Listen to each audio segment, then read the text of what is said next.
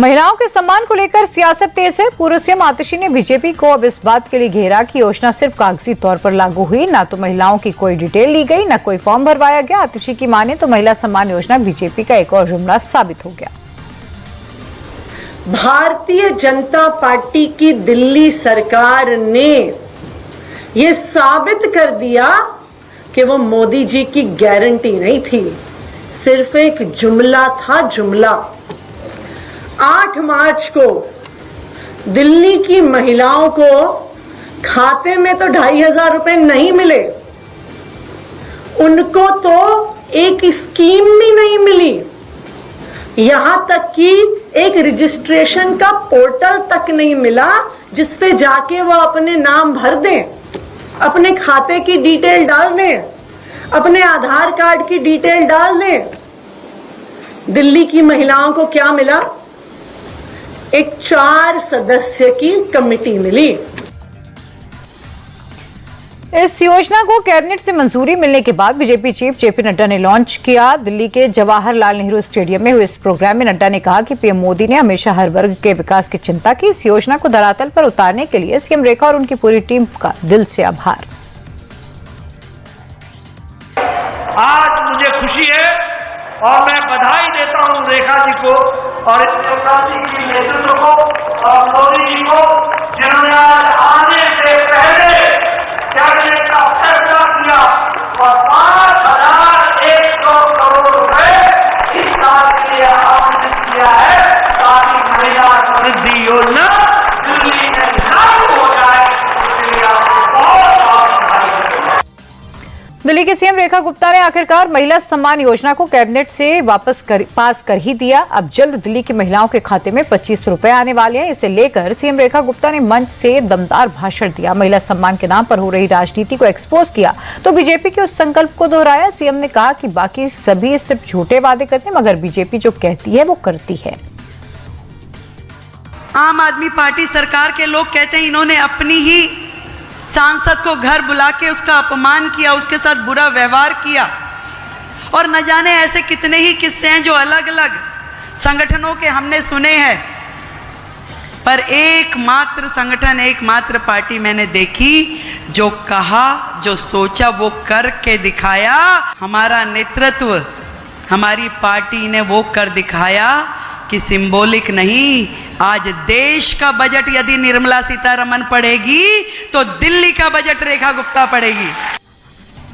इधर सियासत औरंगजेब के सम्मान को लेकर छिड़ी हुई है। बहस एक क्रूर शासक को इंसाफ पसंद बादशाह बताने से शुरू हुई और अब सपा नेता अबू आजमी के इस बयान ने पूरी तरह से सियासत का चोला ओढ़ लिया।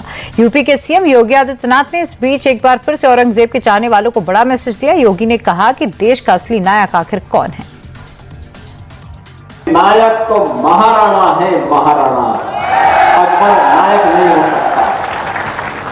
नायक छत्रपति शिवाजी महाराज हैं, जिन्होंने औरंगजेब को घुटने टेकने के लिए मजबूर किया और घुटते घुटते बेमौत मरने के लिए मजबूर कर दिया था। इसलिए नायक छत्रपति शिवाजी महाराज हैं, औरंगजेब नहीं हो सकता।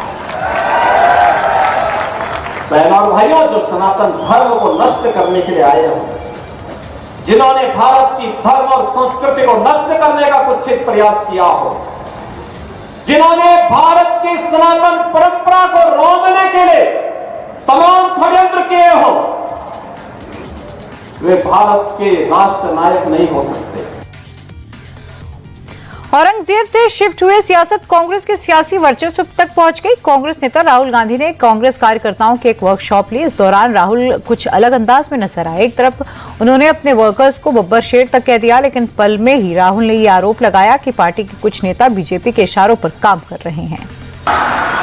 कांग्रेस पार्टी में नेताओं की कमी नहीं है। District level, block level, senior level नेता हैं, बब्बरशेर हैं, मगर पीछे से चेन लगी हुई है। राहुल ने इन्हीं आरोपों पर बीजेपी सांसद सुधांशु त्रिवेदी ने जमकर चुटकी ली। उन्होंने राहुल को नसीहत दी। अपनी ही पार्टी के नेताओं पर आरोप लगाने से पहले राहुल को आत्ममंथन करने की जरूरत है। तो राहुल गांधी जी को मैं सुझाव देना चाहूंगा कि आप दूसरों में दोष देखना बंद करिए और आत्मावलोकन करिए। You do the self introspection, तो आपको समझ में आएगा कि बुरा जो देखन मैं चला, बुरा न मिलिया कोई, जो दिल खोजूं आपना, मुझसा बुरा न कोई। मुझे लगता है राहुल गांधी जी को सेल्फ इंट्रोस्पेक्शन करना चाहिए। वो देश की हर संस्थाओं के ऊपर, देश की संवैधानिक संस्थाओं से लेके, देश की सरकार से लेके, जनता, माननीय प्रधानमंत्री जी और अब अपनी पार्टी के लोगों को भी अपशब्दों का प्रयोग करने लगे हैं। प्रधानमंत्री नरेंद्र मोदी ने 1 लाख से ज्यादा महिलाओं से संवाद किया। गुजरात के नवसारी में मोदी ने महिलाओं के सामने अपनी बात रखी। पीएम ने कहा, महाकुंभ में स्नान करने के बाद लोगों को आशीर्वाद मिला और मुझे यहां इन लाखों बहनों का आशीर्वाद मिला। महाकुंभ में माता गंगा के आशीर्वाद मिले और आज मातृशक्ति के इस महाकुंभ में आप सभी माताओं बहनों के आशीर्वाद मिले। माताओं बहनों, सरकार के मुखिया के रूप में, आपके सेवक के रूप में